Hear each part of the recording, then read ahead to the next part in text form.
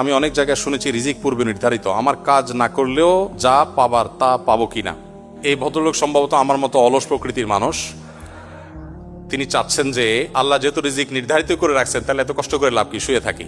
অনেক যুবক আছেন আমাদের কাছে প্রশ্ন দেন, দিয়ে বলেন ভাই এমন কোন আমল বলে দেন যে আমল করলে আল্লাহ তাআলার কাছ থেকে আমি বিপুল পরিমাণ টাকা পয়সা পাবো, আমার আর কিচ্ছু করতে হবে না, এত হ্যাসেল নিতে চাই না।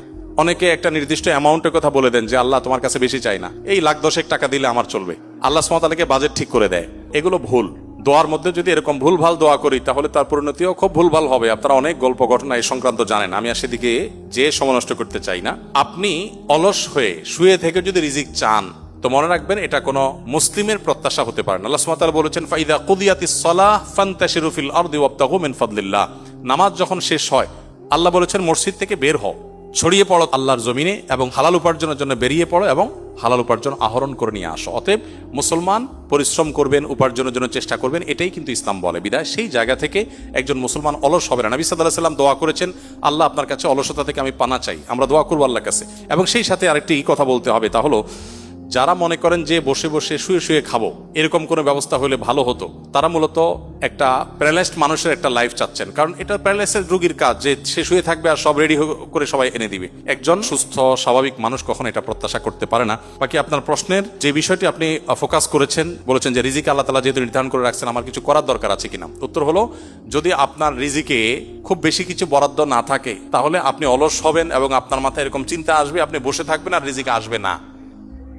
আপনার রিজিক কতটুকু আছে সেটা আপনার অ্যাটিটিউড, পরবর্তী আপনার যে প্রাপ্তি সেটা দেখে বোঝা যাবে। এজন্য একজন মানুষ তাই পাবে যা তার রিজিকে আছে। রিজিকে আছে বিধায় আমি শুয়ে থাকি, এ কথা চিন্তা করে যদি আপনি শুয়ে থাকেন আপনার রিজিকে কিছু না আসে, তাহলে বুঝতে হবে আপনি কপাল পড়া, আপনার রিজিকে আসলে কিছু ছিলই না। আর যদি আপনি পরিশ্রমী হন, পরিশ্রম করেন এবং ভালো কিছু পান, তাহলে বুঝতে হবে যে আপনার রিজিকে এটাই ছিল। মনে রাখবেন, হবে সেটাই যেটা আমাদের রিজিকে আছে। আমাদের রিজিকে যা আছে তার বাইরে কোনো কিছু হবে না। আমরা চাইলেও হবে না, না চাইলেও হবে না।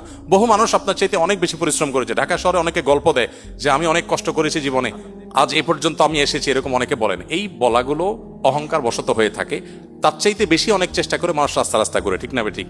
বিধায় এটা আল্লাহ তাআলার রহমত ছাড়া কখনো হবে না। রিজিকে যা আছে তাই আসবে, কিন্তু আল্লাহ তাআলা আপনাকে বসে থাকতে বলেন। আল্লাহ বলেছেন রিজিকে যা আসবে এটা বিশ্বাস করবা আর শ্রমের জায়গায় তুমি ঠিকই শ্রম দিবা, তাহলে রিজিকে যা আছে তাই আসবে। আর পরিশ্রম করার কারণে আল্লাহর কাছে তুমি রিজিক পাওয়ার না পাও, আল্লাহর নির্দেশ পালনার্থে পাওয়ার কারণে তুমি সওয়াব পাবে ইনশাআল্লাহ তাআলা।